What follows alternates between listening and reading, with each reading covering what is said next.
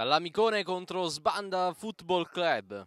Va in scena il playoff per quanto riguarda la Serie B di promozione. Primo turno preliminare. Si combatte a centrocampo in questi primi minuti. Subito sulla sinistra. Un po' scomposto il Dall'Amicone. La conclusione per un soffio. Sbaglia però l'appoggio, ne approfitta ancora lo Sbanda. In avanti il tiro, bellissimo. Finisce però con niente di fatto sul palo. Bellissimo il tiro. Si attende il fischio dell'arbitro che controlla ovviamente. Finisce sulla barriera, poi a campanile, al centro, la conclusione al volo. Guadagna comunque un calcio d'angolo. Dalla destra al centro, l'incornata! E la palla finisce dentro, dopo essere calamborata sul portiere. Bella l'incornata.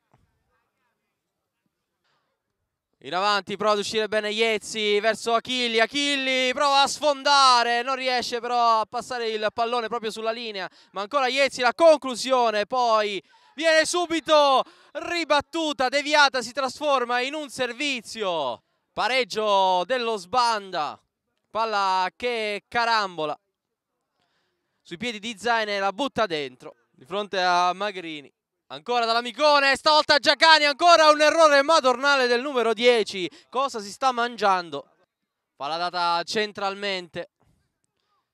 Achilli prova la conclusione, deviata, l'arbitro assegna la punizione per aver colpito con il braccio la sfera.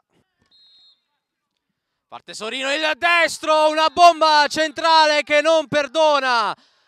Navarro appoggia su Sorino che non sbaglia, una bomba che colpisce centralmente Satta, forse non ha visto arrivare il pallone. Messa in gioco subito verso Galluzzi, Galluzzi prova a servire la sovrapposizione di Cera che tira al centro e poi arriva Galluzzi a sistemare tutto allo scadere, pareggio del Dall'Amicone proprio sul finire di gara. Ci saranno probabilmente i calci di rigore per decidere chi passerà ai 16esimi. Appoggia per Giacani il destro, finisce fuori. L'arbitro dice che basta così, si andrà ai rigori. Comincia l'otteria di rigore, parte Sorino, il destro! C'era Satta ma Sorino c'era contro Magrini. Parte Cera, il destro! E anche lui punisce l'estremo difensore, 1-1. Parte Navarro, il destro, ancora una volta Satta. Claudio Magrini contro Solinas. Il sinistro di Solinas e il palo non lo tradisce. Finisce dentro la sfera 2-2. Parte Achilli, il destro e sbaglia. Parte Galluzzi, il destro e non sbaglia. Iezzi contro Satta, parte Iezzi e punisce. Emanuele Gianmaria sul pallone, parte il destro e punisce.